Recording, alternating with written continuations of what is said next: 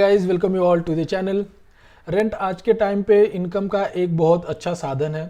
आज जहां मकान मालिक या प्रॉपर्टी ओनर अपने प्रॉपर्टी को खाली पड़ी प्रॉपर्टी को रेंट पे देके अपना इनकम बढ़ा सकता है, तो वहीं दूसरी साइड रेंटेड अकोमोडेशन उन लोगों के लिए वरदान साबित होता है जो पैसे की कमी की वजह से अपना आशियाना नहीं बना पाते। लेकिन रेंट पे प्रॉपर्टी लेते और देते टाइम्स जो सबसे इंपॉर्टेंट चीज़ है वो होता है rent agreement. So in today's video will talk about rent agreement. Rent agreement बनाते टाइम किन बातों का ध्यान रखना चाहिए और ताकि ये आपके फ्यूचर में काम आ सके, क्योंकि फ्यूचर में रेंट एग्रीमेंट बहुत काम आता है। रेंट एग्रीमेंट होता क्या है अब ये जानते हैं। तो रेंट एग्रीमेंट वो होता है जो प्रॉपर्टी को लेने या देते टाइम बनाते हैं ओनर, उसमें अपने टर्म्स एंड कंडीशंस मेंशन करता है और दोनों की सहमति से मतलब दोनों पार्टीज ओनर और टेनेंट दोनों की सहमति से एक एग्रीमेंट तैयार किया जाता है। इसे रेंट एग्रीमेंट कहते हैं। रेंट एग्रीमेंट में मकान मालिक अपने सारे टर्म्स एंड कंडीशंस लिखता है जिस पर किराएदार और दोनों की सहमति होती है, और रेंट एग्रीमेंट पे दोनों पार्टीज़ का साइन होना बहुत ज़रूरी होता है। रेंट एग्रीमेंट फ्यूचर के लिए बहुत ही इंपॉर्टेंट है, बहुत ही हेल्पफुल होता है। अगर किसी भी तरीके का चेंजेस करना हो रेंट एग्रीमेंट में तो आपको पहले 1 महीने का नोटिस देना पड़ता है, सो दैट अगले महीने उसमें चेंजेस किया जा सके। अगर चेंजेस मकान मालिक के साइड से करना है तो मकान मालिक को नोटिस देना होता है। अगर टेनेंट कुछ उसमें चेंजेस करना चाहता है तो वो नोटिस देगा ओनर को 1 महीने पहले। रेंट एग्रीमेंट में ऐसी बातों का मेंशन होना बहुत ज़रूरी है जो कि जिसमें रेंट एग्रीमेंट में टेनेंट और ओनर दोनों को हेल्प मिल सके। जैसे जो भी टर्म्स एंड कंडीशंस है, second stamp paper is very necessary. कभी भी रेंट एग्रीमेंट स्टैम्प पेपर पे ही बनता है, नॉन जुडिशियल स्टैम्प पेपर होता है। ओनर और टेनेंट का दोनों का साइन होना बहुत ज़रूरी है। रेंट एग्रीमेंट में दोनों पार्टीज़ का नाम, सिग्नेचर, फुल एड्रेस होना बहुत ज़रूरी है। प्रॉपर मेंशन करना चाहिए रेंट का, रेंट कितना देने का है, कब से कब तक देने का है, डेट ऑफ पेमेंट क्या होता है।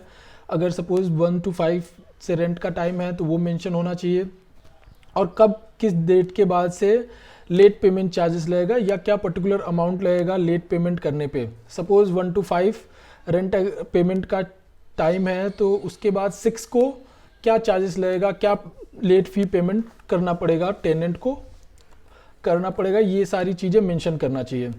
डिपॉजिट अमाउंट क्या होता है, डिपॉजिट अमाउंट क्या है, सिक्योरिटी अमाउंट क्या है, पीरियड कब से कब तक आप रेंट पे रहना चाहते हैं, कब से कब तक आप रेंट पे देना चाहते हैं, ये सारी बातों का लिखा होना बहुत ज़रूरी है। ओनर क्या क्या फैसिलिटीज़ प्रोवाइड करे, जैसे फ़ैन, लाइट फिटिंग्स, गीज़र, ये सारी पर्टिकुलर्स का मेंशन होना इज़ वेरी नेसेसरी। अगर आप घर छोड़ना चाहते हैं 1 महीने पहले या फिर आप घर खाली कराना चाहते हैं, ऐसी दोनों ही सूरत में आपको 1 महीने पहले एडवांस नोटिस देना होता है। आप रेंट एग्रीमेंट बनवाने के लिए किसी एडवोकेट से या फिर जनरल स्टैंडर्ड रेंट एग्रीमेंट आता है जो इंटरनेट पे इजीली अवेलेबल है, आप लेके रेंट एग्रीमेंट बना सकते हैं। रेंट एग्रीमेंट में 18+ जो भी फैमिली मेम्बर्स है उसका नाम मेंशन करना चाहिए, सो दैट वो भी लायबल हो। अगर घर में कुछ प्रॉब्लम होता है, घर में कुछ चेंजेस किया जाता है, घर में कुछ तोड़ फोड़ किया जाता है तो सब लायबल हो सके और उनसे भी रेंट वसूला जा सके इन केस कोई अगर कुछ प्रॉब्लम होता है तो। ओनर को टेनेंट के बारे में पूरी इंक्वायरी कर लेनी चाहिए, जैसे उससे रिलेटेड जो भी हो, कुछ एंटी सोशल एक्टिविटीज़ में तो वो कभी इन्वॉल्व नहीं था या फिर इन्वॉल्व होने के चांसेस तो नहीं है, और उसका पुलिस वेरिफिकेशन भी करा लेना चाहिए। तो अब इम्पॉर्टेंट पॉइंट्स देखते हैं। रेंट एग्रीमेंट बनाते टाइम हमें किन बातों का ध्यान रखना चाहिए। रेंट एग्रीमेंट बनाते टाइम मकान मालिक और टेनेंट दोनों को ही जरूरी चीज़ों का ध्यान रखना चाहिए, जैसे कि मकान मालिक को टेनेंट से जुड़ी पूरी जानकारी ले लेनी चाहिए और टेनेंट को भी मकान मालिक से जान लेना चाहिए, कोई आजू बाजू से मालूम कर लेना चाहिए कि एटलीस्ट मकान मालिक किसी धोखाधड़ी में तो इन्वॉल्व नहीं है, धोखाधड़ी तो नहीं कर रहा, इसकी जानकारी टेनेंट को बिल्कुल होना चाहिए। प्रॉपर्टी कितने टाइम के लिए रेंट पे दिया जा रहा है ये भी देख लेना चाहिए। इलेक्ट्रिसिटी बिल का पेमेंट कौन करना है, रेंट में इंक्लूडेड है या एक्सक्लूडेड है, वाटर टैक्स कौन पे करेगा, ओनर पे करेगा या फिर टेनेंट पे करेगा, ये सारी चीज़ों का साफ साफ मेंशन होना बहुत ज़रूरी है। रेंट कितने टाइम के बाद बढ़ाया जाना है, ये सारी चीज़ों का भी मेंशन होना बहुत ज़रूरी है। ये साफ साफ मेंशन होना चाहिए, अदरवाइज इन फ्यूचर प्रॉब्लम हो सकता है। रेंट कंट्रोल एक्ट 1972 रेसिडेंशियल या कमर्शियल प्रॉपर्टीज़ का रेंट से रिलेटेड डील करता है। तो ये सारे टेनेंट्स को और ओनर को सिविल राइट्स प्रोटेक्ट करता है। तो और उसके बाद दूसरी बात ये आती है कि उन प्रॉपर्टीज़ पे लागू होता है जिसका रेंट 3000 पर मंथ हो या उससे ज़्यादा हो, उससे कम पे ये एप्लीकेबल नहीं होता है। अगर कोई डिस्प्यूट अराइज होता है तो आप कोर्ट में जा सकते हैं, कोर्ट में अपील कर सकते हैं। रेंट एग्रीमेंट नोटरी एडवोकेट की हेल्प से बनवाया जा सकता है।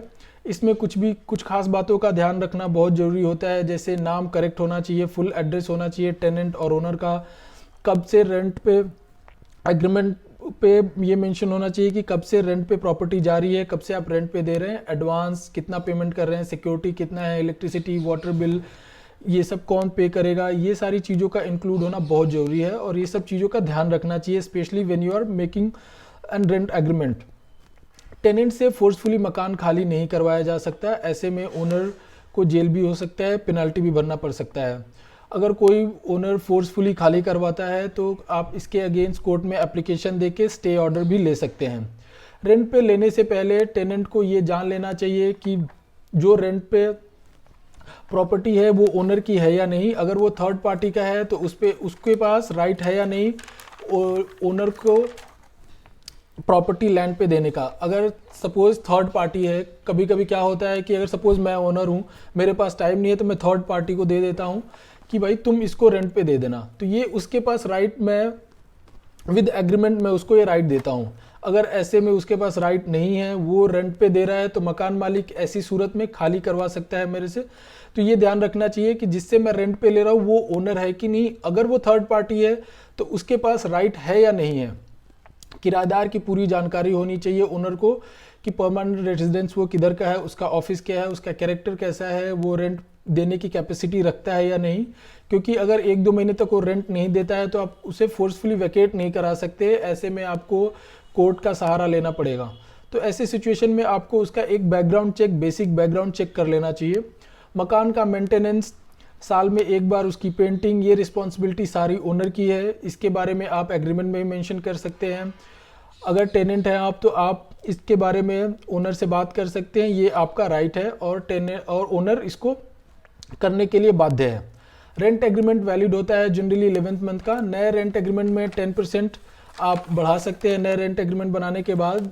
अगर इससे ज़्यादा कोई भी रेंट लेता है, इंक्रीज़ करने के लिए फोर्स करता है, तो आप इसका ऑब्जेक्ट कर सकते हैं, क्योंकि ये रेंट जो भी है ये गवर्न होता है रेंट कंट्रोल एक्ट 1972। तो उसके अकॉर्डिंग मैक्सिमम आप 10% पर ईयर बढ़ा सकते हैं।